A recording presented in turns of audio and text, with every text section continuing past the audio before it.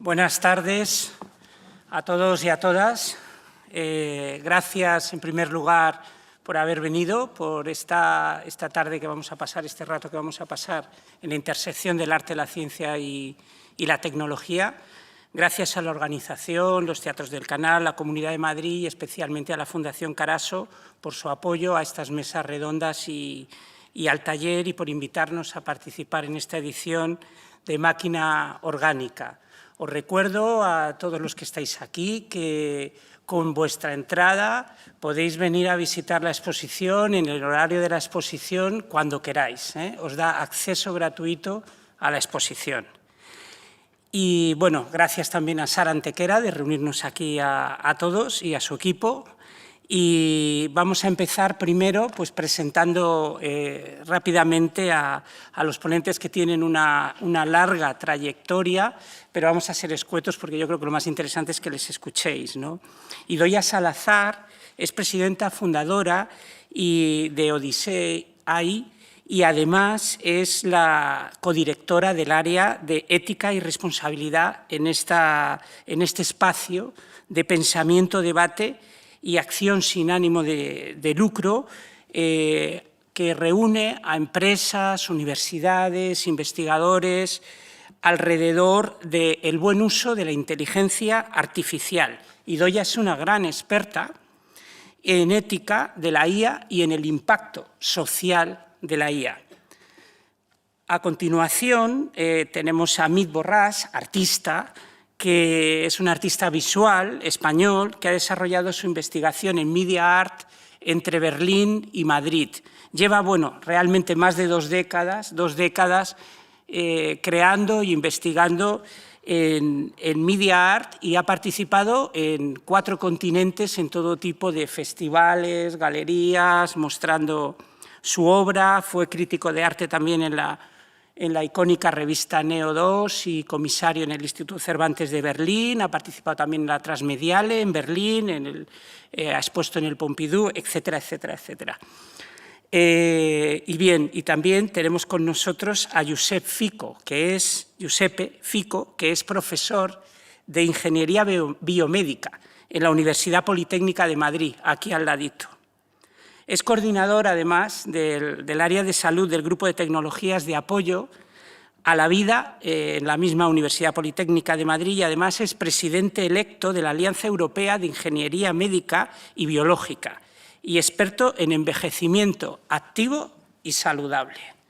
Así que, bienvenidos, bienvenidas aquí, público y ponentes. Yo me presento muy rápidamente. Soy Alejandro Sacristán, comisario de Art Futura, miembro de Aviador DRO y divulgador del pensamiento biodigital, junto con otros expertos que están sentados por aquí, como Rafael Martínez Cortiña y Gerardo Tudurí. Bueno, nos hemos reunido aquí ¿para qué? Bueno, alrededor de una pregunta que nos lanza la organización y que creemos que es una pregunta importante en este momento histórico que vivimos, y que es: ¿qué implicaciones tienen los desarrollos científicos y tecnológicos en la mejora, evolución y transformación de la especie humana? ¿Cómo se produce este diálogo entre arte, ciencia y tecnología actualmente en este marco? Vivimos tiempos, todos lo sabemos, en que nos percatamos que la tecnología es una extensión cyborg, pero al mismo tiempo también está muy presente, somos muy conscientes de la naturaleza, la biodiversidad y el clima, muy fuertemente amenazada la vida. Estamos en medio de una 6ª extinción de especies y parece que hay una respuesta que distintos pensadores, artistas, científicos están trabajando, ¿no? O sea, cómo responder a esa crisis sistémica y cómo podemos crear esa mutualidad alrededor de la vida entre los humanos, las máquinas y los demás seres vivos. Esto es algo que podríamos llamar vida biodigital o evolución consciente, que es un poco el término que nos va a estar sobrevolando en esta charla. Por citar nada más algunos grandes nombres que han pensado en esta idea de la evolución consciente, está el Premio Príncipe de Asturias, codirector del Yacimiento de Atapuerca, Eudald Carbonell, que él habla de evolución responsable y dirección consciente de dicha evolución. Asimismo, James Lovelock, el autor de la hipótesis Gaia, pues escribía en su último libro que los principales aliados de la humanidad en este combate contra la extinción de la vida serán las inteligencias artificiales cyborgs, esas inteligencias artificiales generativas que van acercándose poco a poco a la inteligencia general. Y bueno, y otros investigadores, como puede ser de la Universidad de Oxford, del Instituto del Futuro de la Humanidad, como Nick Bostrom, Anders Sandberg, Ray Kurzweil, Medalla Nacional del Senado del Gobierno de Estados Unidos, etcétera, etcétera, el historiador del presente, del pasado y del futuro, Harari, y abundan en esta idea. El doctor Unjan Chabra y otros expertos aluden a tecnologías transformativas para redirección consciente, es decir, aprovechar esas tecnologías. Y los artistas, por supuesto. Y aquí tenemos un exponente, que es Smith Borràs. En la exposición que tenemos de máquina orgánica, por ejemplo, está Bill Bohr con sus robots sufrientes en camas de UCI, que nos trasladan esa empatía humano-máquina en un entorno tecnologizado médico. Y también tenemos, por ejemplo, el bestiario del Antropoceno, que os invito a que lo visitéis, que es increíble el trabajo que hay en relación a situar esta época en este contexto artístico, científico-tecnológico. Y, por ejemplo, María Castellanos Vicente, que trabaja en lo que es la interacción, igual que Escenom, que trabaja en la interacción con plantas, con música, generando experiencias sensoriales y artísticas que involucran la tecnología y la naturaleza. Y, bueno, pues hablando de arte, demos paso, en primer lugar, al arte, a Smith Borràs, que nos va a presentar a través de su obra su tesis al respecto de lo cíborg y el transhumanismo. Adelante, Smith, adelante. Muchas gracias a ti, Alejandro. Es un súper honor que tú me des paso, porque admiro mucho tu trabajo. Quería antes de nada dar gracias al festival, a Sara, a José, a Charles, el comisario, y también decir que me siento muy agradecido de estar en esta mesa, la verdad, con estas dos personas con un trabajo tan excelente y tan interesante que para gente del ámbito del arte como yo es siempre una inspiración, ¿no? Investigar y saber más, y estoy deseando charlar con ellos y escucharles. Para empezar, quería poneros para hablar de la tesis de mi trabajo, que ilustra y que puede ayudar a la charla. Os quería poner un pequeño tráiler de una de mis piezas. Es un vídeo muy cortito de 1 minuto y medio. Si lo podemos lanzar.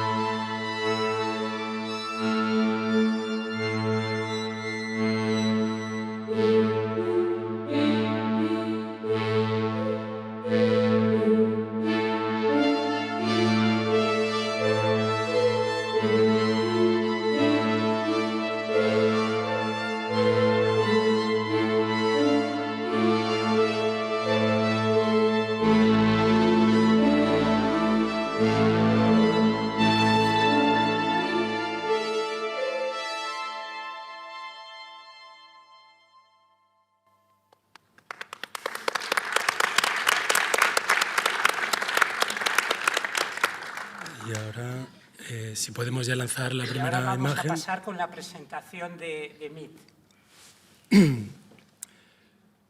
Si se puede... Ahí está, perfecto. Bueno, pertenece a un cuerpo de trabajo que se llama Adaptasy Cycle, es una investigación sobre la que hablaré ahora mismo, pero no quería dejar de decir que han sido 7 años de trabajo y los que continúan, pero todo este cuerpo de obra habría sido imposible de hacer sin la dirección de arte de Rachel Lamotte, que es directora y co-guionista de todo el trabajo de Adaptasy, y sin la música del compositor Daniel Vacas Peralta. Los dos están aquí, les debo todo este trabajo. Si tiene algún valor, lo tiene desde luego gracias a ellos, lo digo de corazón, es así. Gracias a otras caras conocidas que también me aquí, me hace mucha ilusión veros. Bien, de lo que yo voy a hablar, en definitiva, en resumen, es de la idea de altares tecnológicos o de nuevos tótems. Si tengo que explicar el trabajo, que a veces no es sencillo, pero a mí la verdad que me parece un ejercicio interesante, eso es la manera de resumirlo en una frase. Creo que los artistas, bueno, como se puede ver en mi trabajo, en general siempre aparecen el mismo tipo de elementos, consistente o llámale si quieres insistente en el mismo tipo de recursos, de formas ergonómicas, elementos tecnológicos y elementos que aluden tanto digamos, a lo cyborg y al concepto de androide como a la naturaleza, a la inteligencia artificial. Siempre se incide en el mismo uso de colores, de formas, y hay una razón que lo explica, que es en parte de la que os voy a hablar, ¿no? Aquí podéis ver algunas imágenes para quien no lo conozca o no lo tenga tan presente. Son algunas de las piezas que hemos ido desarrollando estos años. Como veis, siempre hay mucha referencia a lo deportivo, a lo tecnológico, elementos, espacios que son como limbos del futuro. Los humanos, las personas, siempre aparecen con esta clase de naturaleza, de representación, y las formas tienden a caminar entre lo tecnológico y lo orgánico. ¿Cuál es la tesis del trabajo? La relación del ser humano con la naturaleza y la tecnología es de lo que se habla en general. Ahora, la tesis es más concreta que eso, pero son los 3 elementos que aparecen. Lo que yo creo que un artista, en principio, tiene más interés en hacer, al menos es como yo entiendo mi trabajo, es describir el zeitgeist, el espíritu de tu tiempo, ¿no? Hablar de qué es la humanidad, y no solo eso, sino qué es la humanidad hoy, en el tiempo que me ha tocado vivir, ¿no? Cuál es el alma, cuál es el kern o el núcleo de lo que sucede hoy en día. Mi trabajo tiene por eso particularmente una mirada bastante antropológica. Es lo que más me interesa, es decir, observar, ver el contexto que tengo y en particular qué es lo que lo nutre y qué es lo esencial, ¿no? Y qué es lo que nos define, en mi opinión, después de dedicarme a esta labor. Yo creo que 2 cosas, los deseos y las herramientas, o en otras palabras, tecnología. Es decir, los elementos, empezaré creo que era por las herramientas y por las tecnologías. Cuando hablo de tecnología me refiero a todo aquello que construimos con la materia, los objetos que creamos para desarrollarnos con nuestro contexto, para sobrevivir, para prosperar, para no morirnos, para evolucionar, ¿no? En todas las épocas se han utilizado diferentes herramientas, obviamente. Ahora hacemos como una especie de elipsis, como en 2001, cuando el mono rompe el cráneo y lo tira y es una nave espacial, pues yo os lo hago en un PowerPoint, ¿no? Sílex y ratón, ¿no? Yo creo que esto ilustra, por ser breve y sucinto, la clase de objetos y herramientas que utilizamos hoy, quizá las más significativas, en estos 3 grupos, ¿no? Y por su forma, su color, su textura y la intención que conllevan detrás, ¿no? Los deseos. Los deseos creo que son aquellos, y son la otra pata de lo que nos define, aquello a lo que aspiramos, nuestras ambiciones, nuestros anhelos, nuestras pasiones, nuestros miedos también. Creo que lo que más identifica una época es no solo lo que desea, sino lo que aspira a ser, es decir, su futuro. Lo que más la identifica el presente es cómo describe su futuro. Esta es la teoría de mi trabajo, en buena parte, y normalmente es una proyección de algo que quieres ser, pero normalmente no tiende a suceder, pero es una muy buena descripción del presente. ¿Cuál es nuestro futuro? Bueno, siempre en distintas épocas, como se puede ver en esta imagen, ha habido diferentes concepciones de qué es el futuro. A principios del siglo XX pensaban que 100 años íbamos a vivir en ese mundo, o en 1900 pensaban que en el año 2000 íbamos a tener esta pinta tan divertida, ¿no? Obviamente no acertaron. Lo interesante es lo bien que describía esos anhelos y esos deseos de aquel momento, ¿no? En definitiva, nuestro futuro es una especie de prótesis o extensión del presente. ¿Cuál es la nuestra en particular? ¿Cuál es nuestro futuro? Yo lo describo como una cueva blanda, por resumirlo, ¿no? Como con un titular o una idea muy concreta. Hemos pasado de esa cueva afilada, oscura y negra a esta especie de idea de futuro que se presenta como muy blanca y muy clínica y muy aséptica. Pero no es cierto que vivamos tampoco en esa realidad, así no son tampoco nuestras casas ni nuestro contexto, es algo aspiracional. Hay una especie de deseo evasivo que refleja esto es lo que queremos ser o donde creemos que estamos, porque vivimos también en una feliz paranoia de futuro alcanzado, que es también interesante analizar, ¿no? Es un futuro idealizado, un futuro ergonómico, sensual, elástico, que conecta con esta idea de la modernidad líquida, ¿no? Y en segundo lugar, y quizá por último, está la idea del altar tecnológico. Eso es lo que resume mi trabajo. En realidad lo que construyo con mis piezas son altares, voy a ponerlo aquí, uno que la ilustra, altares tecnológicos, basado en lo que observo, no solo en mi contexto más inmediato, sino en los viajes que he hecho a distintos países, Indonesia, Sri Lanka, Dubái, a rodar distintas piezas y a estudiar lo que sucede allí y representarlo en mi trabajo. Lo que veo es que hay una especie de pasión que Ronald Wright describe en su libro Breve Historia del Progreso por la tecnología. Nos describe bastante como época esa fascinación que tenemos que hace que tenga un elemento cuasi religioso, esa admiración por lo tecnológico. Me parece muy singular y muy sintomático. Y hay una razón de ser que quizá pueda decir yo alguna pincelada o aquí también aparezca, ¿no? En mis instalaciones y en mis piezas suele aparecer, por cuestiones que ahora sería largo de explicar, humo, sonido, música tecno, sintética y altares donde aparecen vídeos, donde se ve naturaleza o elementos tecnológicos que hacen que se explique la siguiente idea, que la tecnología, en resumen, en cierto sentido, o es mi apreciación, nos ayuda a conectar con nuestra especie de nostalgia de pasado o de deseo de conexión con la naturaleza, ¿no?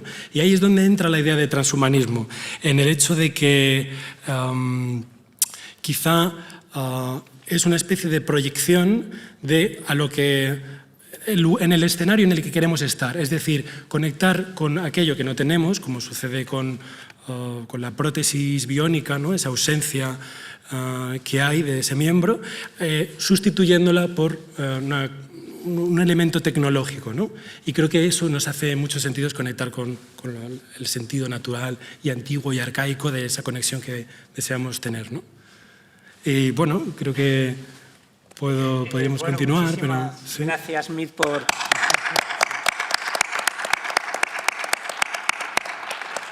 tu presentación y por trasladarnos esa idea, esa emoción, esa tesis que está dirigiendo tu vida artística y todos los desarrollos, investigaciones que estás consiguiendo y ese público, esos museos, esos festivales que te acogen y que permiten que nos traslades artísticamente todos estos conceptos y pensamientos de tu tesis.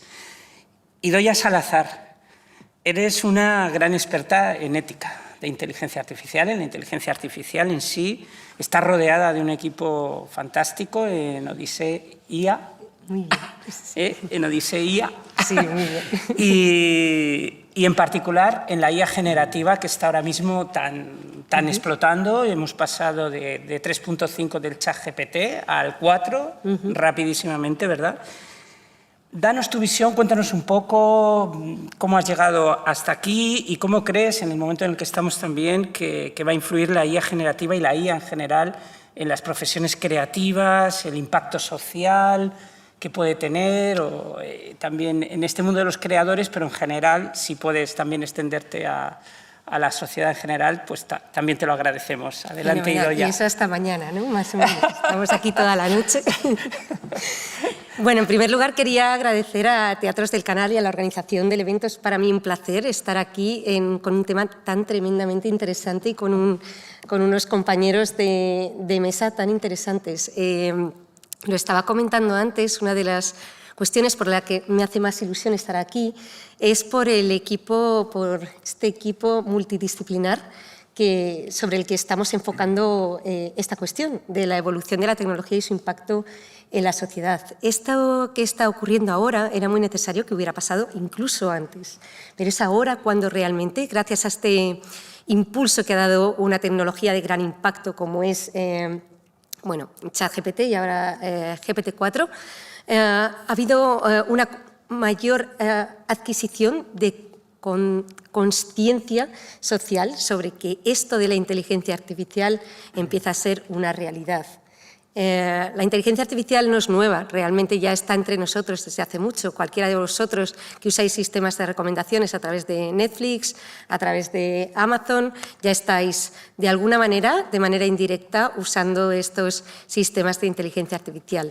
Pero es ahora cuando realmente con una tecnología como ChatGPT, con un modelo de lenguaje natural que nos permite acceder a cualquier persona que tenga Internet a algo que es realmente útil cuando nos empezamos a concienciar.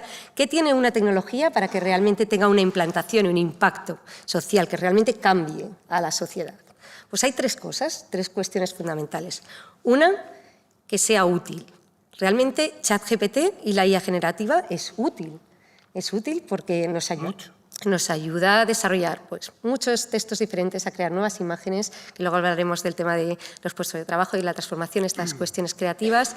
Hay otra cuestión básica, por no extenderme mucho en cada una, que es que sea barato, que tenga acceso, que cualquier persona, sin que sea necesaria una inversión grande, pues pueda acceder a esta tecnología. ChatGPT tiene una versión gratuita que todo, bastante buena, a la que todos podemos acceder. Y hay una tercera cuestión que es básica, que es que sea fácil de usar. Si resulta que tenemos las dos primeras, si es muy difícil de cualquier persona sin necesidad de tener una técnica, sepa de técnico, pueda usar, pues va a ser más difícil su implementación. Por poner un ejemplo con otra tecnología que ha pasado donde se dan estas tres cuestiones, por ejemplo, el metaverso.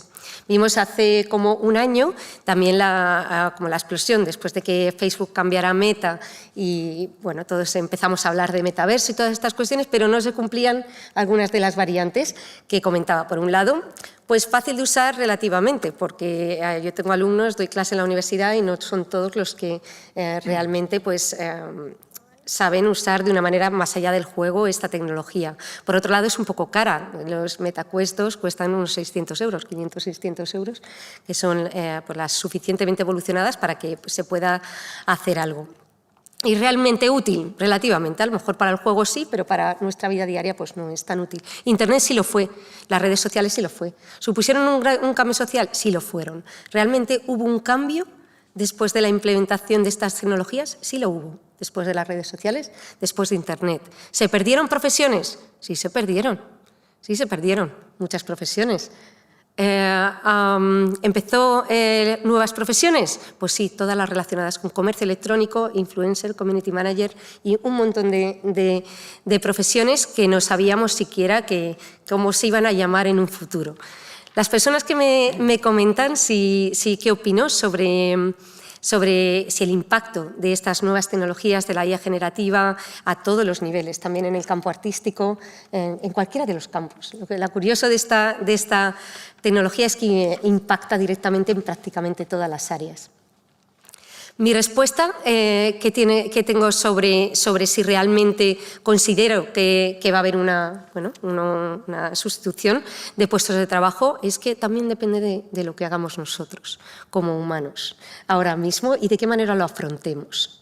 Esa cuestión de la adaptabilidad, que yo creo que la ha comentado también Mit antes, es la clave, es una de las claves que ha ido viviendo el ser humano desde el principio de la humanidad. Has puesto algunos ejemplos muy buenos también había tecnología, eso también era tecnología, incluso la prehistoria. Tecnología no es Internet. Tecnología no es el metaverso ni es inteligencia artificial, eran otra serie de herramientas que el ser humano ha ido creando a lo largo de la historia para permitir la evolución.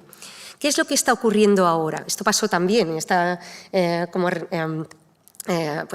cambio tan brusco frente a tecnología, las revoluciones industriales hubo también mucho rechazo, los luditas también se enfrentaron y quemaron muchas máquinas por ese miedo al progreso, ese miedo de enfrentamiento al cambio, lo hemos vivido en toda la historia, no es nuevo.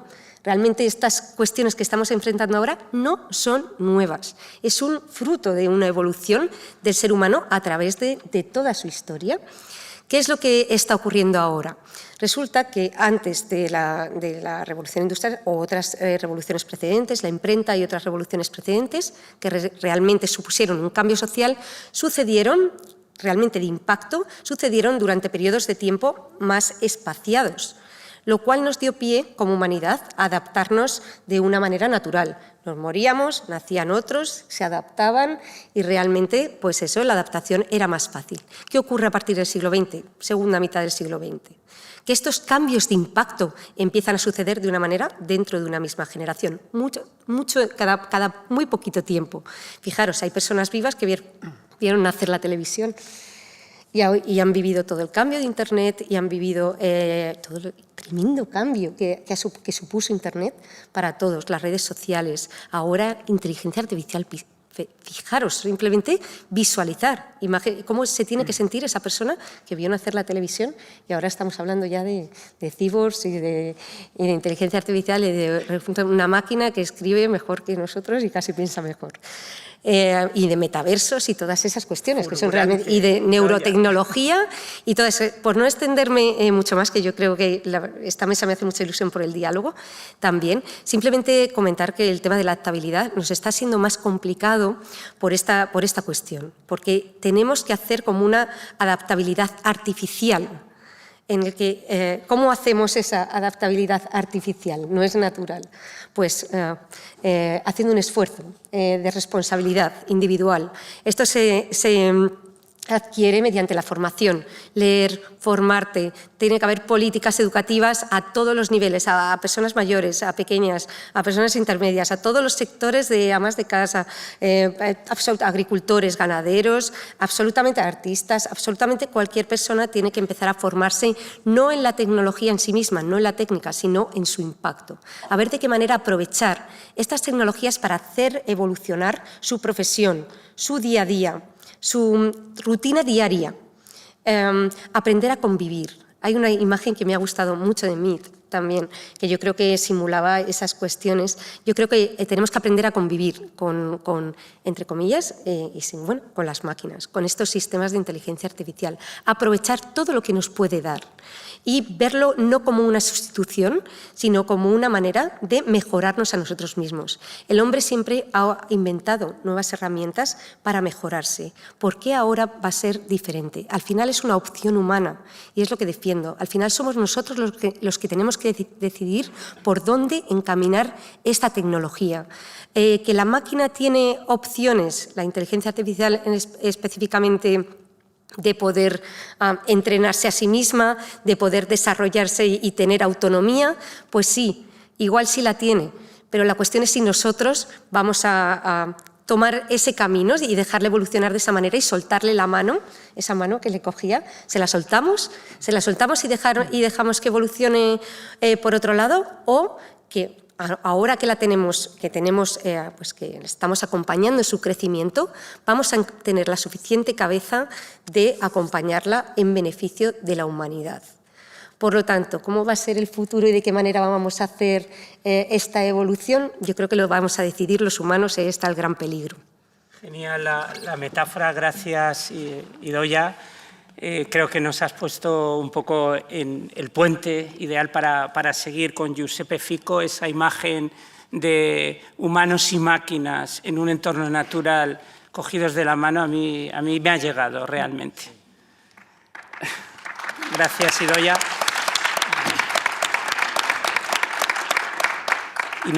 Y nos das pie precisamente para que una persona, un investigador, ingeniero biomédico como Giuseppe Fico, desde el mundo de la academia, desde el mundo de la investigación, de la cooperación europea, precisamente que trabajas en todo el tema de estas prótesis biomédicas inteligentes que se adaptan a la persona, que se adaptan con el tiempo. ¿Cómo has abordado, ¿no?, toda esta trayectoria? Explícanos un poco y dónde están ahora los retos fundamentales y hacia el futuro, esa mejora de la salud, de la calidad de vida en la longevidad, que tú manejas también especialmente, y a nivel europeo, ¿cómo estáis? Porque hay unos valores europeos que de alguna manera la ciencia y ese deseo de futuro de sostenibilidad y de vida biodigital, de alguna manera, tú representas. Cuéntanos un poco. Vale, muchas gracias. Y nada, para mí también es un gran honor estar aquí. Agradezco a los organizadores, en particular a Sara, que perseguí el año pasado visitando la exposición, porque tenía una necesidad muy clara, y que es la de aprender. Y también estoy aquí para aprender, me veis que estoy tomando nota, porque una primera respuesta a lo que me has preguntado es ¿cómo lo hemos hecho en esos 20 años? La primera respuesta es mal. Es decir, pero también hay muchas cosas que hemos hecho bien, yo creo. Mal porque llevo 20 años un poco intentando trabajar en este mundo y me encuentro en un grupo de investigación de los que más financiación conseguimos en toda España, probablemente. Y aún así doy esta respuesta. ¿Por qué? Porque hemos visto, o he visto yo personalmente, que siempre nos ha faltado algo, una pieza, una componente que descuidábamos. Y antes, hablando contigo, Mit, he visto algo que yo pensaba y que ahora tengo muy claro, que prácticamente lo que ha presentado Mit, puedo decir que yo he hecho lo mismo, pero de forma totalmente equivocada. Es decir, los mismos objetos, imágenes y tecnología que veis allí son las que yo uso o intento entender desde hace 20 años para mejorar la salud de las personas. Hay cosas que no tenemos que hacer nosotros, tecnólogos o técnicos. Hay maneras de entender el mundo, el zeitgeist que decías, que quizás hay otras disciplinas que nos puedan ayudar a entenderlo y a comunicarlo mejor. Decía uno de los expertos que has mencionado, y me encantó su frase, yo con tantos años de experiencia no solo intento entender el pasado y el presente para ir hacia el futuro, sino quiero entender el futuro para explicar qué no ha funcionado en el pasado y en el presente. Es un poco esto también que nos debería ayudar a percibir esta conexión del tiempo que tanto anhelamos, ¿no? Nosotros, creo que se dice así. Pues en Europa, y conectando un poco también con lo que has mencionado tú, Idoia, intentar medir las cosas, y por eso las hemos medido de forma incompleta, ¿no? A esto me refiero con mal. ¿Qué significa útil? Has dicho útil, accesible y usable, ¿no? ¿Quién define esto? Los definimos, por ejemplo, en Europa, los definimos los países miembros de Europa, lo definimos en las Naciones Unidas y, por lo tanto, países en desarrollo, los que se llaman así. ¿Qué significa esto? Y podemos medirlo y cuantificarlo. Es un poco lo que intentamos hacer en proyectos de investigación en salud. Entonces, en estos 20 años de proyectos tecnológicos, donde se aplicaba la tecnología para mejorar la salud, os cuento que antes no nos obligaban a introducir disciplinas de ciencias sociales y de responsabilidad, Responsible Research for Innovation, ¿no? De responsabilidad hacia la investigación. Y ahora, en los últimos 5 o 8 años, nos obligan en todos los proyectos de investigación a incluir estas disciplinas. Que al principio uno lo hace porque te lo obligan, como se hacen siempre con las normas, pero luego empiezas a descubrirle el valor de esto. Y esto nos ha permitido, en mi caso, entender que algo estamos haciendo mal. Y en los últimos años también se han empezado a introducir proyectos que se llaman STARTs, ¿no? Science, Technology, más arte. Y allí es cuando el cuadro se nos ha empezado a completar y entender que mejor que comunique Mit que yo, cosas de ese estilo, mejor que comunique Mit ¿cuál es un lugar que puede transmitir emociones para conseguir que un paciente siga una terapia a través de las tecnologías, etc. Y por lo tanto, revertiendo esta colaboración, no solo podemos entender cómo otras disciplinas pueden comunicar bien las cosas, sino como científico, explicar científicamente el por qué algunas emociones se generan de esta forma y construir cosas mejores. Si quieres me paro aquí y seguimos conversando de más temáticas. Fenomenal, genial. Muchas gracias también por esta presentación y ahora vamos a pasar a una dinámica más de preguntas.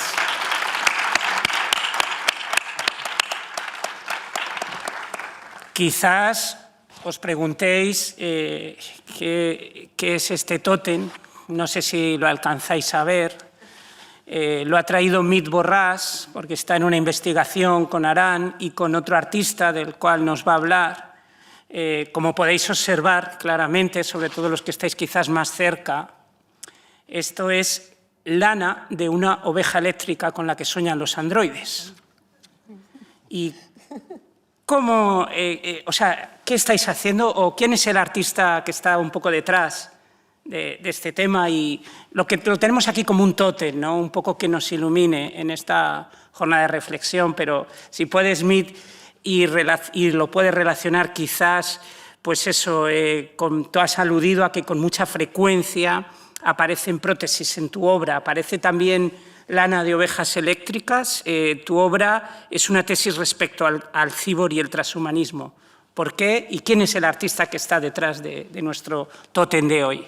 Bueno, yo creo que es bonito que no sepamos mucho del tótem, que permanezca siendo un misterio. Aran, José y el equipo de Aran, que son los responsables, os podrán decir más, pero nos parecía muy bonito tener aquí una figura un poco totémica, magnética, que nos ayudase a todos, pero no puedo decir nada más. Respecto de lo de las prótesis, tenemos esa imagen que ilustra un poco lo que quería contaros a ese respecto, y es que aparecen mucho en mi trabajo porque dentro del hecho de que me interesa bastante estudiar el conocimiento contemporáneo y singularmente la ciencia, la tecnología, uno de los aspectos que más me llama la atención, y creo que es una metáfora ideal del tiempo que vivimos, es la relación con lo protésico. Y singularmente la cuestión del síndrome del miembro fantasma, ¿sabéis lo que es? Las personas que no tienen algún miembro orgánico tienen o pueden tener la posibilidad, en su caso, de que sea sustituido por un brazo biónico o protésico. Sea sustituido o no, la cuestión es que puede suceder que sientan dolor en un lugar que no está, como un lugar fantasma, ¿no? Algo he mencionado al principio, creo, pero ahora puedo anotarlo un poquito más.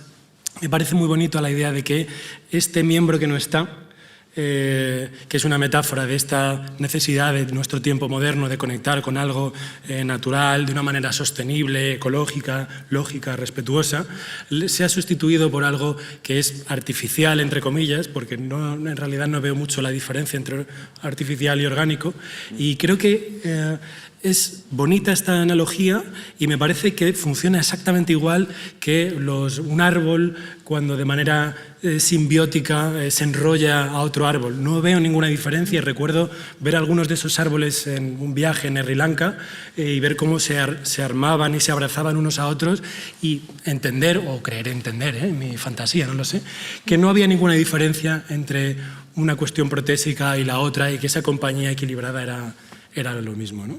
Por eso suele aparecer tanto en mi trabajo. Genial, me parece estupendo. Idoia creo que quiere comentar algo y luego tengo una pregunta para ti, Idoia. Yo quería comentar, porque la verdad es que estas cuestiones de la convivencia con los seres artificiales, lo que estabas comentando y que no ves esa distinción tan clara entre lo orgánico y lo artificial, quizá debiéramos tender a lo que comentas, el ir borrando poco a poco la línea, esa línea que ahora está muy bien marcada. ¿Y cuál es el problema? Que es que ese salto por diferentes cuestiones, quizá asociadas a los prejuicios que tenemos de ciencia ficción y este tipo de cuestiones, el salto, el que lleguemos a desdibujar la línea entre ambos, lo veo complejo por esos prejuicios anteriores que tenemos respecto a tecnologías de inteligencia artificial. Es cierto que estas tecnologías de inteligencia artificial nos generan una serie de prejuicios que no teníamos con tecnologías precedentes. Por ejemplo, con la lavadora o con otro tipo de tecnologías no teníamos en nuestra mente un precedente que nos dijera, pues es que la lavadora, si hubiéramos tenido un precedente de una lavadora asesina o algo como esto, que hubiera sido igual, las personas pues se hubieran sentido más reticentes de comprarla y de adquirirla y usarla, o hubieran tenido, cada vez que la van a usar, se piensa que le va a comer la mano o algo así. ¿Qué pasa con los sistemas de inteligencia artificial y la robótica? Que sí, en nuestra mente llevamos mucho tiempo en la imaginería, la literatura de ciencia ficción, en las películas, pues viendo o leyendo, imaginando estos seres artificiales y qué pasa ahora, que estos seres artificiales están en las noticias, están en los telediarios y lo vemos como más real.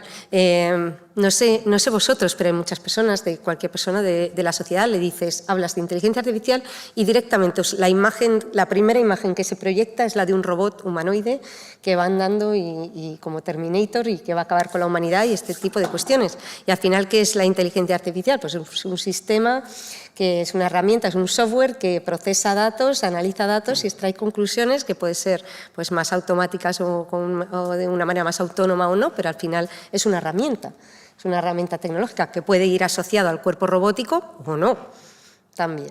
Entonces, lo primero que hay que hacer para cruzar esa línea, que a mí me parece interesante que llegue un momento que empiece, que sepamos qué tiene que hacer cada uno, pero está bien, esa convivencia sana con las máquinas, lo primero que hay que hacer es quitar los prejuicios, empezar a hacer una labor, vuelvo al tema de la formación, para eliminar, para que cualquier persona de aquí, incluso un niño, pues sepa qué es un sistema de inteligencia artificial, de qué manera va a usar mis datos ese sistema de inteligencia artificial. Cosas básicas, pero interesantes. ¿Qué es realmente la IA generativa? ¿Qué es realmente este ChatGPT? ¿Cómo funciona a una manera básica a nivel de usuario? Es perfectamente posible explicarlo sin necesidad de técnica.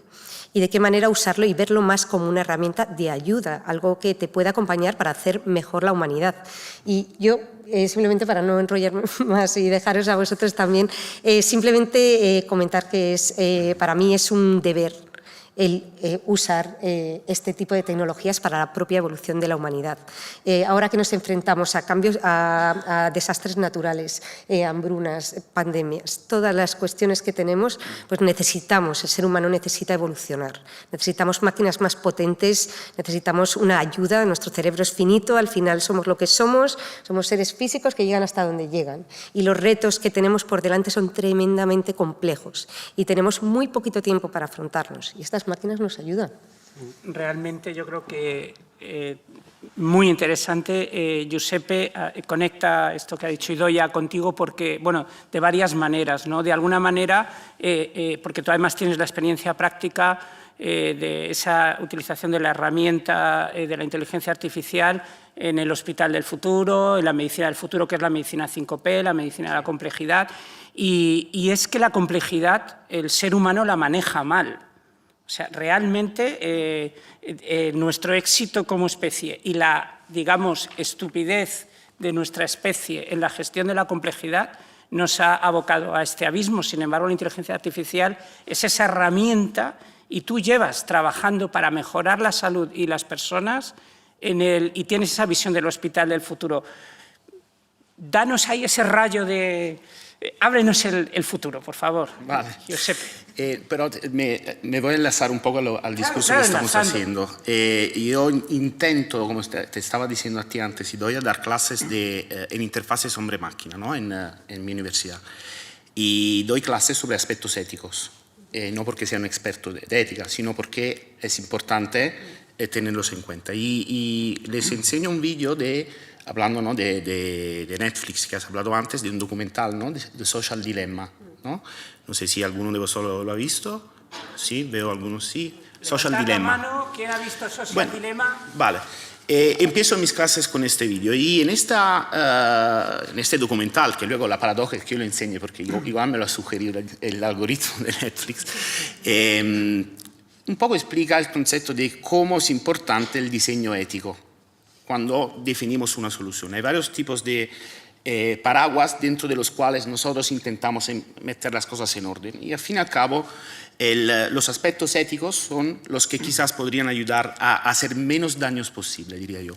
Entonces, en este documental un poco dice que al no haber pensado de ninguna forma a las consecuencias de una innovación que incluso era útil, accesible, económica y sencilla de utilizar, y decía otro intelectual italiano de otra forma, en otro Baricco, Alessandro Baricco, un escritor italiano, decía, y al no haberse sentado los intelectuales en los años 80, 90 con aquellos que prometieron lo que iban a hacer, los grandes inventores que ahora son los grandes colosos tecnológicos, de que cada uno iba a tener un móvil, un ordenador y esto, al no habernos sentado con ellos, igual hemos desestimado las consecuencias de algunas cosas. En el Social Dilemma se habla de tasas de suicidios en edad adolescencial por el uso de las redes sociales. Y es un ejemplo, como otros, de no prever y predecir por no haberse ensuciado las manos a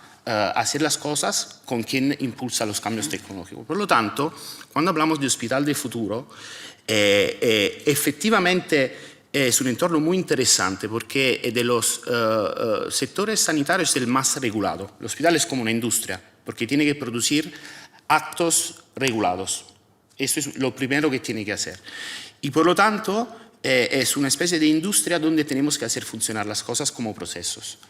Pero como bien decías, es algo muy complejo y quien gestiona el cambio y quien tiene que introducir un nuevo proceso tecnológico, al fin y al cabo es un ser humano que tiene que gestionar la complejidad y no quiere, sobre todo, incumplir la ley. Sabéis, en un entorno hospitalario, cuántas se juega la vida de una persona. Por lo tanto, le comentaba anteriormente que lo más importante en el proyecto de Hospital del Futuro, donde estoy, que estoy dirigiendo, es la gestión del cambio. Esto es el elemento clave para poder trabajar en hacer las cosas un poco mejor que en otras ocasiones. Y a los nuevos estudiantes de ingeniería biomédica intentaremos formarles sobre estas temáticas. Genial. Una pregunta muy rápida. Bueno, querías añadir algo más, ¿verdad, Mir Borràs? Adelante. Sí. Es que me parece muy interesante todo lo que estáis diciendo y quería aportar algo respecto de algo que decíais los dos. Tú sabes en concreto, me ha parecido muy interesante la palabra de prejuicio con la tecnología, ¿no? Y me parece súper interesante. Y yo quería aportar lo siguiente. Yo me he preguntado muchas veces por qué tenemos la humanidad en general, no todo el mundo en particular, miedo hacia lo que se supone que es progreso y la tecnología, la idea de cyborg, la idea de androide. Yo creo que responde a, en primer lugar, tenemos el ejemplo del Uncanny Valley, que imagino que conocemos, ¿no? Esta idea de que cuando un robot parece un R2D2, todo bien, no parece humano, pero en la medida en la que se parece más a nosotros, más nos empieza a inquietar. Y creo que eso es una buena metáfora o ilustra muy bien lo que voy a explicar, que creo que Mary Shelley describió perfectamente en su libro de Frankenstein. Y es que, en el fondo, lo que hay es una especie de miedo a lo desconocido. También, como decía Edmund Burke, con lo sublime, el asomarse a un pozo oscuro o a como se dice, un barranco, ¿no? Lo que tenemos hacia la tecnología es esa sensación de asomarnos a lo desconocido y eso nos da pavor. ¿Es normal tener miedo a lo desconocido? Sí. ¿Por qué esto en singular? Me parece paradójico, porque realmente la tecnología representa, como sucede en el libro de Frankenstein, aquello que traemos a la vida que en teoría, al menos eso quería Víctor Frankenstein, va a ser mejor que nosotros, que va a superarnos, ¿no? Y sin embargo, la reacción que tiene él me parece una metáfora ideal de la reacción que tiene la humanidad, de auténtico rechazo ante ese ser que en principio debería, ¿no? Teóricamente, según el libro, más fuerte, más inteligente, vivirá más años. Y la sociedad en el libro, en realidad, a mí me parecen los auténticos villanos, porque le tratan muy mal y le rechazan, y en fin, creo que refleja muy bien esta idea de y creo que es porque nos conecta con, no solo con lo desconocido, sino con la idea de muerte, de desaparecer, de extinción, de este ser que nos conecta con lo divino, con lo eterno, con el más allá, con este ser androide, aunque un chat GPT no tiene ni presencia física, pero nos imaginamos al robot de Terminator 2 aplastando nuestro cráneo, ¿no? Tiempo, Sí, dale un año. puede ser, es verdad. La cuestión es que nos imaginamos eso porque creo que nos conecta con nuestra propia, con el memento mori, ¿no? Esta cosa de que no vamos a vivir eternamente y nos da mucho miedo que otro ser mejor que nosotros, que hemos creado, que es algo en teoría como medio divino, nos supere y nos destruya. Y creo que es comprensible esta cuestión, pero yo no la comparto. Entiendo que eso le sucede a la gente, pero creo que esto no va a suceder, ese escenario. Creo que es mucho más interesante entender que es una evolución sana, como se decía aquí, interesante, digna de estudio y que podemos aprovechar en nuestro beneficio. Y las teorías, esta cosa de Netflix y de, sobre todo, Black Mirror y tal, es súper atractivo, a mí me encanta, pero creo que responde a esta cosa paranoica en la que nos gusta entrar del apocalipsis distópico y Mad Max y estaremos todos, ¿no?, a punto de chocarnos y destruirnos. Pero no sé si eso va a pasar, creo que no. Rápidamente, ¿qué querías contar? Sí, una paranoia distópica y todas estas cuestiones, pero no sé si sabéis que hay laboratorios en Estados Unidos que están haciendo realidad las cosas distópicas que vemos en las películas. Es decir, están creando en físico el escudo de Iron Man con la espada láser en entornos de laboratorio. Uno de ellos es un laboratorio de Harvard y otros en el MIT y hay otros muchos que están intentando hacer realidad cosas que vemos en la ciencia ficción. Así que lo de Frankenstein y poco más, pues nada, yo creo que también, la verdad es que sí que estamos, yo creo que en un momento que estas cuestiones que comentabas de si lo debemos temer o no, vuelvo a decir que depende de nosotros. Yo creo que es muy importante lo que decía Lluís Pepe de intentar predecir por dónde se va a encaminar esta tecnología, por dónde pensamos que se puede encaminar con todo el potencial que tiene la inteligencia artificial y nosotros como humanos ir guiando más o menos esa evolución. ¿Por dónde va a salir? Somos un mundo muy grande, con muchas culturas diferentes, con muchas perspectivas diferentes, con muchas regulaciones diferentes. Por mucho que aquí en la Unión Europea tengan una regulación específica en inteligencia artificial, en China sí la tienen, pero tienen la suya más específica, más liberal. En Estados Unidos tienen otro tipo de legislación pues menos restrictiva también, lo cual va a significar que esta tecnología sí o sí va a seguir evolucionando de una manera u otra. Por lo tanto, tampoco podemos decir en la Unión Europea no vamos a hacer nada porque el peligro que puede tener esta tecnología de acabar pues descontrolándose y este tipo de cuestiones. Hay que tener mucho cuidado y ponernos también en esta parte positiva. ¿Hasta dónde podemos llegar? Simplemente os digo, hasta donde hoy en día hay mucha investigación, la IA se puede usar para cosas útiles como estas cosas que decíamos, pero también hay mucha investigación en cuestiones de sentimientos, de hacer que las máquinas sientan, hacer que las máquinas adquieran conciencia. Estos son estudios científicos, son estudios que ya están bastante evolucionados. ¿Hasta qué punto? La cuestión que estaba diciendo antes, ¿hasta qué punto eso es útil para el ser humano? ¿Debemos hacer evolucionar a las máquinas por ese lateral, por ese camino? ¿Deben los androides soñar con ovejas eléctricas? ¿Soñarán? Imaginaos la película de Hall, soñaré, cuando él intenta desconectar, en 2001 Odisea en el espacio. ¿Llegarán a sentir ese sentimiento de que no le apagues, por favor, porque me voy a morir? ¿Qué significa la muerte? ¿Qué significa? ¿Qué soy yo realmente? ¿Qué es cada persona que somos aquí? Somos una serie de reacciones químicas, que son los sentimientos. Aquí afloran muchísimas cuestiones básicas de toda la humanidad, cuestiones filosóficas que desde los antiguos griegos hemos estado rondando para intentar explicar. ¿Será el momento ahora que en esa traducción, esa investigación para intentar traducir lo que somos nosotros en las máquinas, quizá empecemos a comprender mejor al ser humano? En esas cuestiones. Ahora es un poco ese momento, especialmente que dices, con el desarrollo del metaverso, si entendemos el metaverso como la convergencia de realidades extendidas, expandidas, que pueden ser más o menos inmersivas, no necesariamente ahora mismo para disfrutar de una experiencia de metaverso necesitas las gafas de realidad virtual, pero en ese sentido de que, y un poco la pregunta, y es más que nada lanzar una reflexión rápida sobre 2 o 3 cuestiones que relacionan inteligencia artificial, realidad extendida, sobre blockchain, sobre una organización descentralizada, que eso sería el futuro metaverso, donde Internet es un puente en esa convergencia.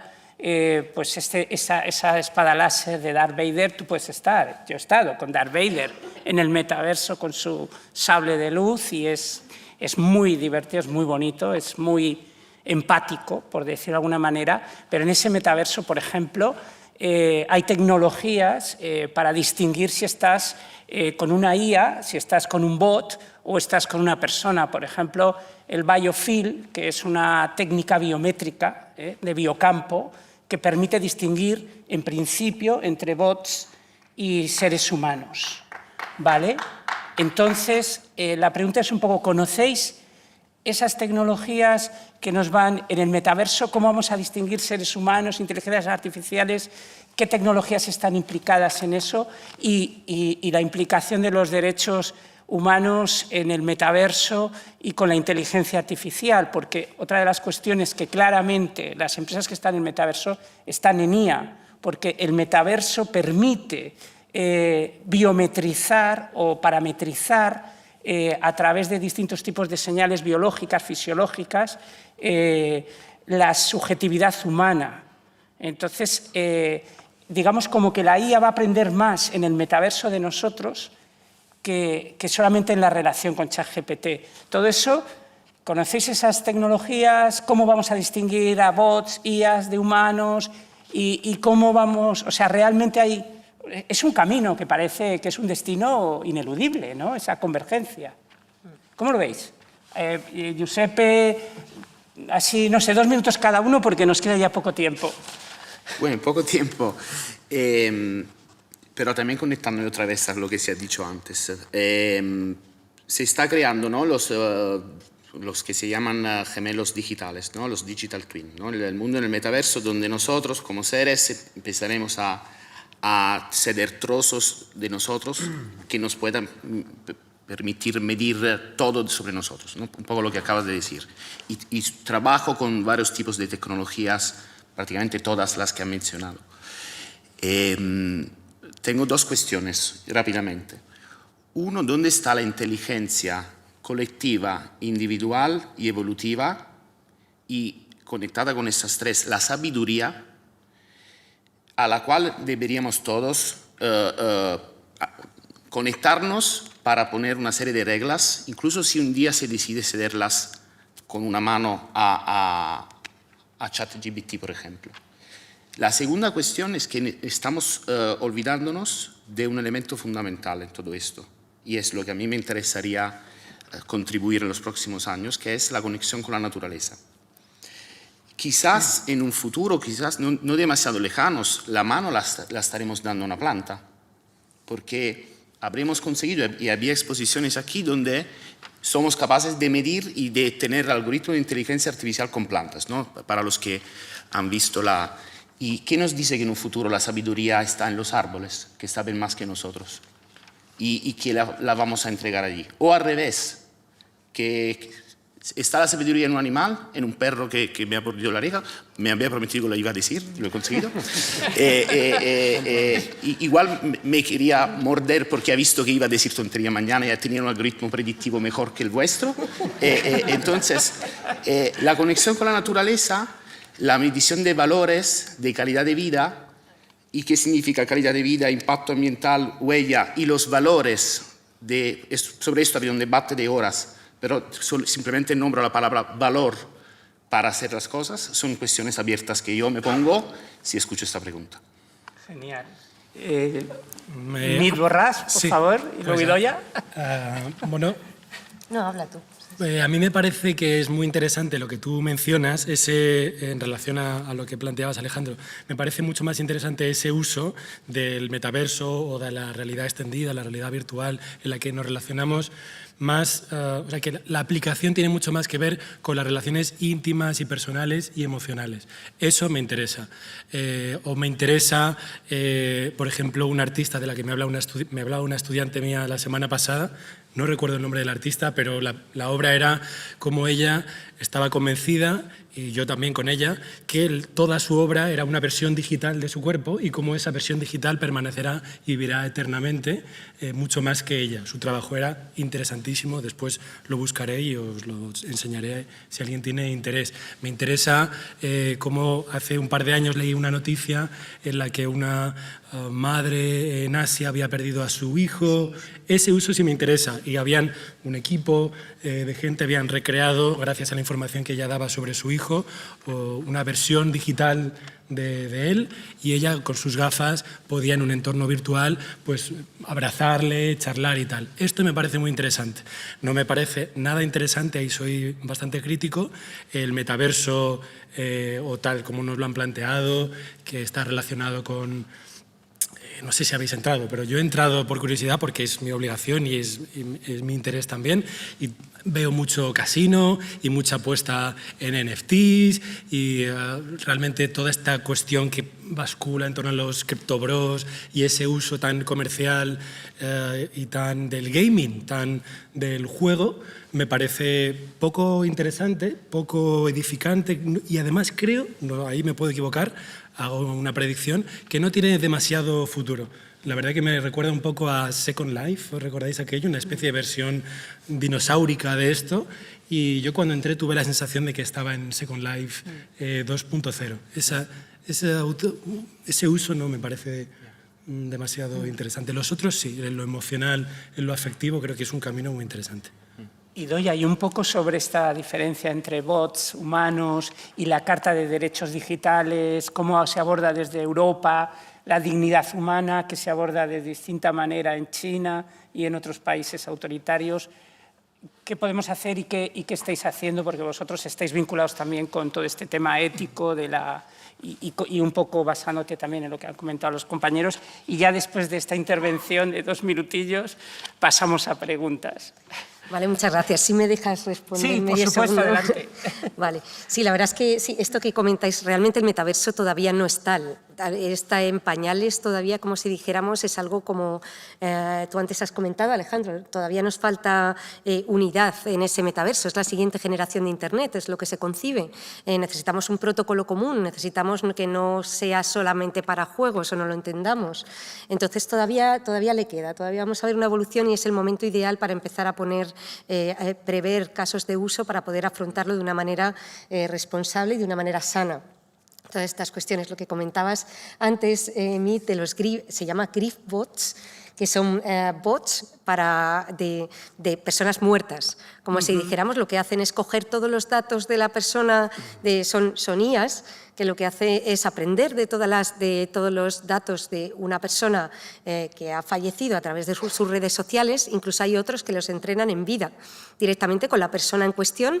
La IA va aprendiendo de esa persona el comportamiento, la persona se muere y tú puedes seguir interactuando, incluso la IA sigue aprendiendo a medida que va evolucionando e interactuando contigo. Incluso hay, pues ahora con la evolución del lenguaje natural, pues te contesta con las mismas expresiones. Hay incluso, ya os pongo, os estoy diciendo realidades, esa tecnología existe. Hay empresas que se dedican a las lápidas, como sea, funerarias, que fijaros, hasta en las funerarias evoluciona la tecnología. Hay lápidas que si la persona, el familiar se acerca directamente, le reconoce por reconocimiento facial y entonces en función de una persona u otra le responde como si fuera una persona u otra. ¿Qué es lo que ocurre? Que saltamos también en el metaverso y entonces en el metaverso incluso hay una persona que es capaz de abrazar con un traje específico a su hija que ha fallecido. Por un lado, dices, todo esto, hasta Microsoft ha desarrollado griefbots y lo ha parado por cuestiones éticas. ¿Hasta qué punto queremos vencer a la muerte en ese sentido? ¿O hasta qué punto queremos que nuestras personas queridas que ya no están, pues seguir esa interacción. Nos haría más daño que beneficio. Son cuestiones que están sobre la mesa. Sobre cuestiones específicas de cuestiones de identidad o de la Carta de Derechos Digitales y todas esas cuestiones, pues está claro que uno de los mayores problemas que habrá en el metaverso es la relativa a la identidad de cada persona. Ya lo tenemos con las redes sociales. Ya hay problemas en las redes sociales de ver quién es la persona que está al otro lado del apodo específico o del nombre específico, y los grandísimos ejemplos que podemos poner de personas que han ido a encontrarse con la persona física y no dating y no era la persona que debía ser. Imaginaos en un mundo virtual en el que cualquiera puede ser lo que sea y en el que se realizan intercambios comerciales, intercambios de relaciones o cualquier otra cuestión. Tiene que haber una evolución muy grande en temas de identidad digital. Como decías, la identificación biométrica es una herramienta que ya se está desarrollando, es decir, directamente la cámara nos reconoce por reconocimiento facial nuestras facciones y de esa manera entramos en el metaverso. Podemos tener otra forma, pero la otra persona con la que vamos a interactuar sabe o tiene posibilidad en determinados entornos que lo requieran el saber la identidad real de esa persona en cuestión. Tened en cuenta que eso no son juegos, ya son intercambios comerciales, relaciones personales ya más o otro tipo de cuestiones que es como trasladar la vida real al este. Y ya por último, bueno, la Carta de Derechos Digitales pues sí que reconoce nuestros derechos, los mismos derechos que hemos tenido siempre a la privacidad, pues ese tipo de cuestiones son los mismos que vamos a tener en el metaverso, pero me gustaría acabar con otra cuestión básica. A ver, en ningún momento yo creo que debemos tratar de pensar que esto es una sustitución de nuestra vida real. Pues varias cuestiones importantes, pero muy importantes. La primera, y yo creo que es la fundamental, es la que decía Giuseppe. Vivimos en un mundo físico. Al final vivimos aquí, en la Tierra, y tenemos que seguir cuidando del planeta. ¿Qué es lo que es el metaverso? El metaverso son datos. Son muchísimos datos, tremendos datos, que al final están en máquinas que procesan esos datos, que generan una huella de carbono, que contamina. Entonces, aquí pueden pasar dos cosas. Una, que si no tenemos cuidado, pues eso, el entrenamiento de esa IA en máquinas, la potencia de las máquinas, al final o inventamos o desarrollamos otro tipo de tecnologías que permitan sin que contaminen menos en el entrenamiento de esos sistemas o en el almacenamiento, o realmente pues, es poco sostenible en este mundo en el que vivimos. Y por otro lado, la cuestión de tener problemas, por ejemplo, si nos metemos en un mundo ideal de metaverso, al final vivimos en un cuerpo físico que también necesita ejercitarse, que necesita moverse, que necesita… nuestro cerebro está adaptado a una realidad física. ¿Qué pasa si nos metemos en un mundo virtual? Nuestro cerebro, ¿de qué manera va a reaccionar? ¿De qué manera vamos a evolucionar en nuestras neuronas, realmente nuestra forma de pensar? Otra cosa fundamental, al final cuando entramos en el metaverso nos traducimos a datos. Nos traducimos literalmente a datos, antes lo has comentado. ¿Qué pasa? Esos datos son rastreables y manipulables. Es decir, cualquier persona, cualquier empresa va a tener mucho más datos de nosotros, va a ser mucho más consciente de nosotros mismos que nosotros mismos y de nuestros movimientos. Y si ahora llevamos un teléfono móvil y ya somos… pues mucho cuando interactuamos con Amazon, con esto, ya más o menos a través de la IA que tienen, pues saben cómo somos, pues imaginaros si nos traducimos absolutamente cualquier tipo de movimiento que hacemos a datos. Y esos datos se procesan por parte de las empresas que están después y al final somos más fácilmente manipulables si no hemos adquirido la consciencia. Imaginaros por último que esas máquinas donde está ese mundo virtual se rompen, las máquinas se rompen y nosotros nos hemos trasladado muchas de nuestras rutinas al metaverso. ¿Qué pasa? Que todo ese mundo desaparece. Por lo tanto, acabo diciendo que es muy importante mantener los pies en el suelo. A pesar de que creemos muchísima tecnología, tenemos que cuidar del planeta que tenemos y tener un backup de la realidad, porque lo otro pues, es virtual. O sea, realmente es algo que… Realmente, muchísimas gracias a los tres por las intervenciones. Vamos a dar paso a las preguntas.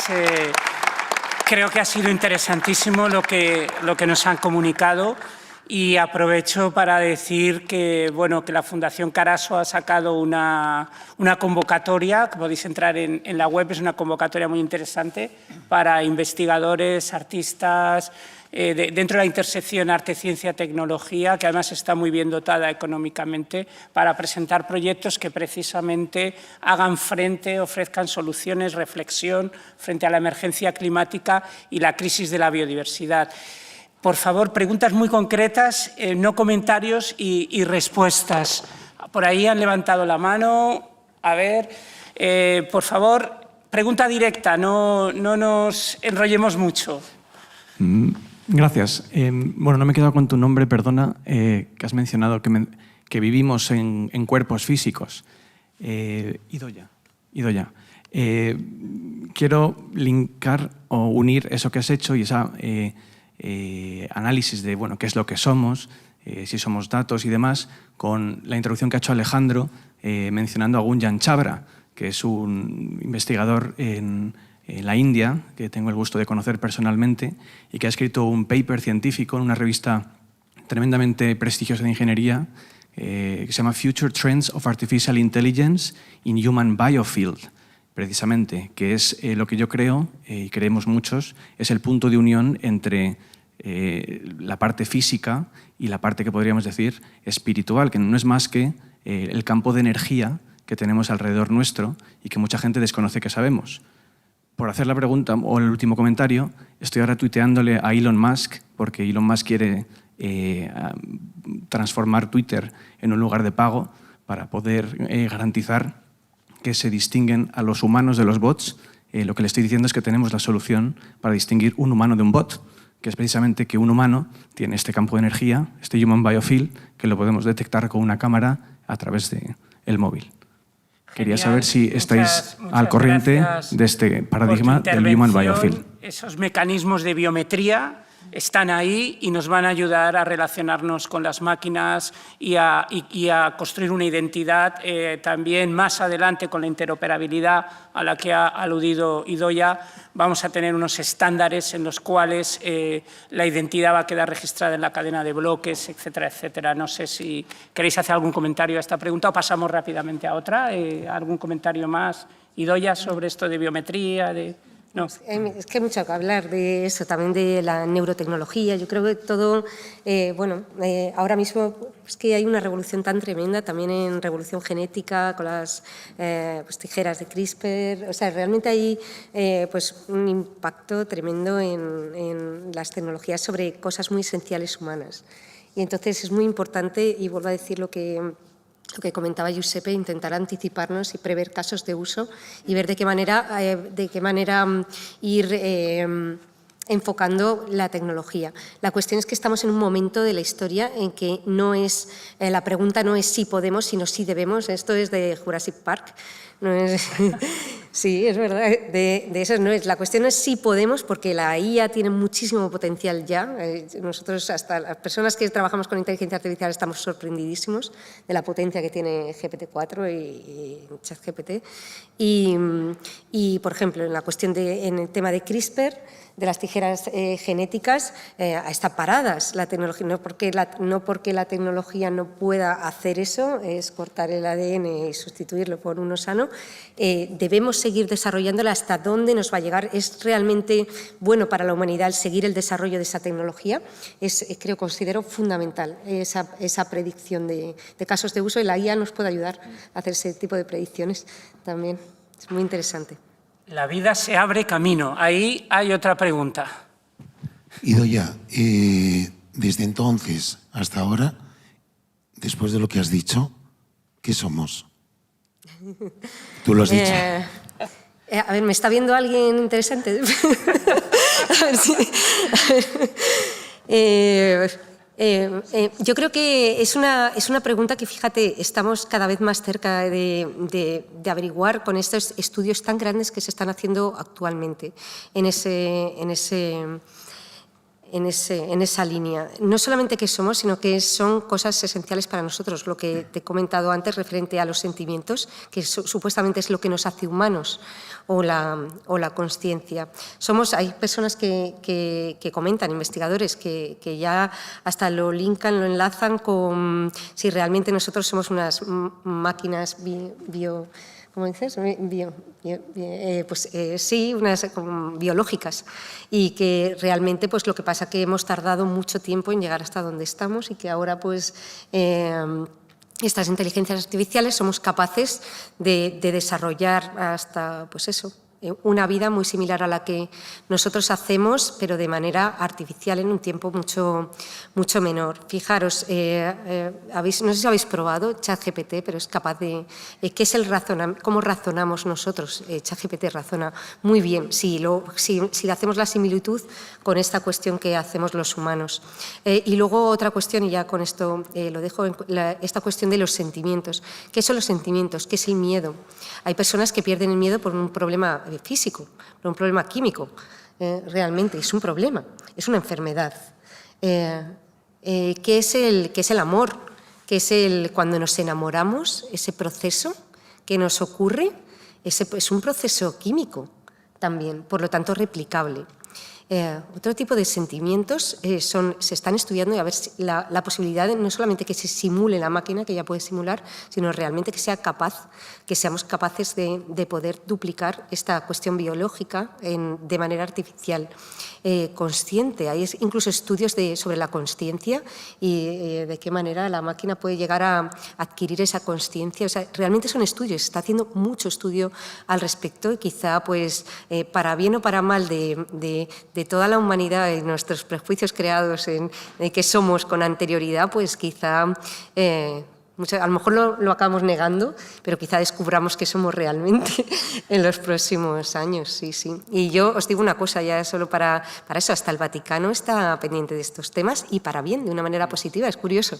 He estado trabajando con un grupo del Vaticano súper interesado en los temas de inteligencia artificial y de su evolución. Pero yo creo que sí, que nos queda en los próximos, no sé cuántos años, pero yo creo que daremos un paso grande en esas preguntas filosóficas de los antiguos griegos. Hay una pregunta por ahí. Hola, sí, quería preguntarle a Amit, que es el que lo ha comentado, bueno, y a todos en general, sobre el Zeitgeist y sobre cómo el pathos o todas esas pasiones, deseos, si creéis que en el futuro la IA desarrollará un Zeitgeist propio o si como está basado en los seres humanos será similar o si con el tiempo desarrollará un poco esa individualidad propia, ¿no? Porque entiendo que sus deseos no serán los mismos que los nuestros, aunque nos investigue, y también la privacidad de esos deseos ocultos, ¿no?, que tiene el ser humano, que nos definen como generación, pero que igual una IA no es capaz de identificar. Y la pregunta es si la inteligencia artificial creará su propio Zeitgeist. Eso es. Bueno, yo creo que ya estamos ahí. Para mí no cabe la posibilidad de que cree uno propio porque compartimos la misma realidad, ya estamos en el mismo. Es el espíritu del tiempo, es lo que define una época y compartimos la misma época. Y lo que vendrá después no sabemos qué será, pero es asumible que seguiremos compartiendo la misma realidad, al menos que desaparezcamos, y compartimos ese espíritu. Lo que creo que va a suceder en cualquier caso, un poco en la línea de lo que dices, es que se adelgaza la diferencia en qué somos nosotros y qué son ellos, ellas, esa tecnología. Eso se adelgaza, pero no pueden pertenecer a otro tiempo, es que estamos en el mismo. Lo que va a desaparecer quizás es la frontera que nos diferencie o apenas va a ser imperceptible, ¿no? Efectivamente, Eudald Carbonell, arqueólogo, lo que dice es que de aquí al 2100, si como especie no nos extinguimos, en su último libro, que lo recomiendo, es que volveremos a la diversidad humana que hubo al principio de los homínidos, cuando más de 10 especies humanas compartían el globo terráqueo, y que tendremos 4 especies nuevas, digamos, y que serán las humanas, que serán una de esas. El Homo sapiens será una de esas especies, pero habrá pues, el Homo protésico, el Homo cibor, en fin, esto está un poco por venir. No sé si había alguna pregunta más ahí de Arán, creo, o también... Hola, pregunta para Amit, que yo también vengo del mundo... Yo también soy un poco intersección entre arte y tecnología y vengo de los dos mundos, entonces es un tema que me interesa mucho. Y bueno, muchas gracias a los tres por la charla. Yo sí soy de los que piensa que la IA sustituirá trabajos y no creo que eso sea necesariamente malo. Creo que habrá que plantearse una nueva revolución industrial probablemente. Y te quería preguntar, sabiendo cómo funciona hoy la IA generativa, que si empiezas a estudiar la tecnología, no deja de ser algo que fagocita datos, opiniones, imágenes de un imaginario colectivo y luego lo vomita de un modo que tiene sentido, pero no es una identidad real. Sabiendo que así es como funciona y que creo que vamos a tardar mucho tiempo en conseguir una IA verdaderamente sintiente, ¿hasta qué punto podemos creer que la IA puede crear realmente o puede sustituir a un artista cuando el arte para mí depende de dos cosas muy clave que no tiene la IA, que es primero intención y segundo ser política? La IA no es política y creo que va a tardar mucho tiempo en ser política. Bueno, gracias por la pregunta anterior también. Muy interesante. Me preguntan con frecuencia qué opinión tengo sobre Midjourney y DALL-E y estas inteligencias artificiales con las que puedes hacer arte. Quizá lo conecto más literalmente por ahí, y creo que yo no le tengo ningún miedo si el planteamiento es que nos van a quitar el trabajo y que van a fagocitar o vampirizar nuestra creatividad. No lo creo en absoluto, ¿no? No deja de ser... No quiero ser reduccionista y decir que es una herramienta. No solo es una herramienta, es un nuevo campo interesantísimo que se nos abre, pero que juega a favor de equipo. Creo que es muy positivo, eso en primer lugar, y segundo, también uno puede, por ejemplo, hilar más fino y sabiendo que aunque es muy positivo y muy valioso, también tiende a pasar como con la fotografía cuando apareció u otras herramientas que nos abrieron nuevos campos, que la herramienta o ese nuevo campo, ese nuevo paradigma empieza a dar ciertas líneas nuevas y corrientes, y ahora cuando uno observa la clase de arte que se hace con inteligencia artificial y el arte generativo, ya empiezas a observar estilos muy concretos, corrientes muy concretas, por los colores que usan, las formas, el tema de la fantasía está siempre muy presente y la realidad alternativa, y eso está bien, es como empieza a influenciarnos como nos han influenciado otras situaciones que han supuesto un giro de volante, ¿no? Me parece muy, muy valioso eso que aparece, no encuentro nada negativo al respecto, la verdad. Genial, se nos está echando el tiempo encima. Tenemos tiempo para 2 preguntas y son rápidas. Y ya cerramos. Gracias. Hola, voy a hacer una pregunta así un poco rápida a los 3, pero puede ser muy corta la respuesta. Se suele oír que los grandes estos de Silicon Valley a sus hijos les prohíben las tablets y los teléfonos móviles y todo esto, y luego también vemos que todo el tema de las suscripciones digitales, que cada vez son más habituales, pues que la gente como más elitista al final, en vez de tener Spotify, se está comprando vinilos, ¿no? Mi pregunta es, en un futuro quizá todo el tema este del metaverso, la digitalización y todo esto, ¿será para los pobres y la gente con más dinero, con más poder, se moverá en un mundo más analógico? Bueno, empiezo yo porque... muchísimas gracias para la pregunta. Creo que ahora incluso un movimiento que creo que se llama ludista, ¿no? Sobre adolescentes y que rechazan totalmente cualquier tipo de tecnología. Viene de un tal Lud, me leí un día un artículo que habla de esto. Está muy relacionado con lo que he dicho anteriormente, que la gente que ha creado la tecnología que utilizamos cada uno elige que sus hijos no la usen, veo 2 razones. Uno, igual no se llevar el trabajo en casa y habrán decidido así. La segunda, un poco más seria, es que está relacionada con la segunda parte de la pregunta, que es un grandísimo riesgo, que todo lo que se transforme en un medio masivo para consumo masivo tiene riesgo que asuma este tipo de connotaciones, y eso es lo que tenemos que hacer para pararlo ya desde Europa, que es un lugar, a pesar de sus limitaciones, es un lugar donde desde hace 80 años no hay guerra, y no es poco, lo hablaba el otro día con un amigo, y nos permite intentar crear un conocimiento colectivo, una serie de reglas para imponerlas, y eso es lo que deberíamos hacer en las sociedades donde trabajamos a otros tipos de colectivos y sociedades. Y luego otro comentario, simplemente otro artículo que he leído de una viróloga que admiro mucho, hablando de la inteligencia artificial, estuvo interactuando con el ChatGPT. Parece que por lo menos de momento Igual esto lo van a mejorar y lo van a conseguir. Lo que le falta a la inteligencia artificial es la ironía. ¿Has probado realmente hacer esa prueba? Yo no. Yo sí. Y sí Pero tiene parece ironía. ser GPT. Sí. Sí. Vale. Ese es el punto de la llamada singularidad tecnológica, el punto de que no seamos capaces de interpretar si la IA, sin verlo, si el comentario es de un ser humano o de un ser artificial. Y yo creo que con GPT-4 está bastante cercano esa cuestión. Sí. Yo creo que está muy avanzado ya Sí.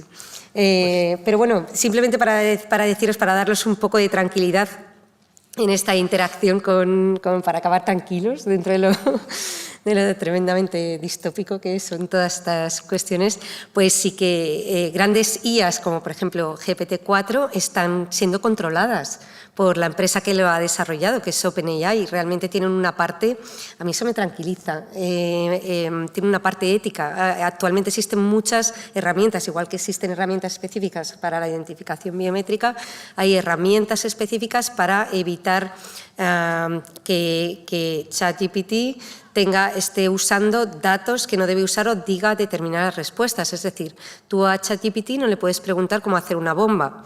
Tú a ChatGPT no le puedes preguntar cuestiones sobre violación o cómo asesinar a alguien o ese tipo de cosas. Podéis hacer una prueba.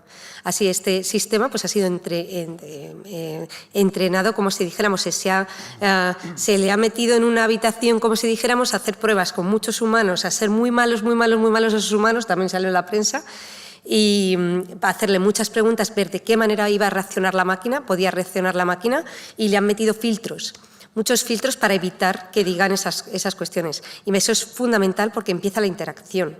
Mi hija ya le pregunta a Alexa que si quiere ser su amiga y ese tipo de cuestiones. Imaginaos esa interacción de estos niños que empiezan ahora, o sobre todo los niños que están en época de aprender, que empiezan a interactuar con una máquina, con seres artificiales, que al final hay empresas detrás.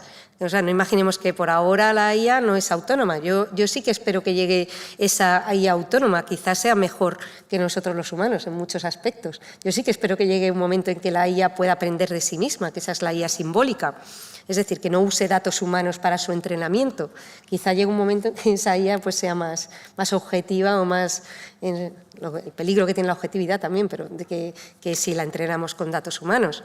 Pero la cuestión es que sí que hay que educar a esas máquinas si queremos convivir, para que realmente en los distintos contextos, no es lo mismo el contexto de aquí en Europa que si te vas a Rusia. Ya se han hecho trabajos, se han hecho proyectos con la IA aquí en España, con Alexa, por ejemplo, en el mundo occidental, y con Alisa, que es la IA, es como si fuera Alexa, pero en Rusia. ¿Y qué es lo que lo hacían sobre una pregunta? Que le preguntaban a Alexa, me siento solo. Y la IA respondía, Alexa respondía, ojalá tuviera brazos para poder abrazarte. Esto fue hace como 5 o 6 años. Qué bonito, de verdad. Sí, pero le preguntan lo mismo a Lisa, a la IA en Rusia, y la respuesta era, nadie dijo que la vida fuera fácil. Entonces, para que sepáis que el mundo es diferente, las IAs tienen que ser diferentes para adaptarse a los contextos específicos de cada uno en esa interacción. Genial. La última pregunta, porque nos van a echar de aquí a... Sí, hola. Yo me quedaría y aquí los ponentes también, pero... Sí. Mi pregunta es para Giuseppe. Te quería preguntar, como en un ámbito tan relacionado con los cuidados como es el mundo de la salud, ¿cómo de replicables son cierto tipo de cuidados? En ese como hospital del futuro que se plantea, como los cuidados se siguen gestionando entre humanas o son posibles otro tipo de interacciones que posibiliten ese tipo de cuidados o...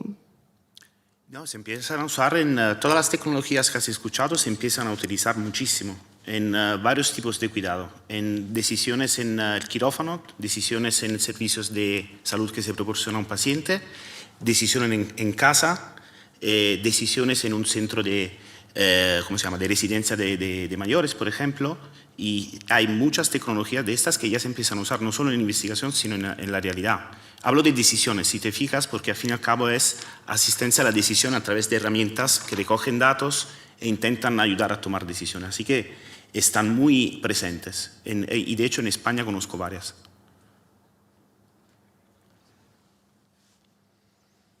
¿Algo más de Idoia o de Amit Borràs para contestar y un poco cerrar el arco?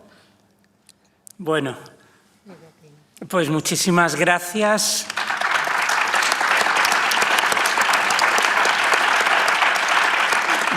Muchísimas gracias a nuestros tres ponentes que han estado fantásticos, a Idoia Salazar, a Amit Borràs.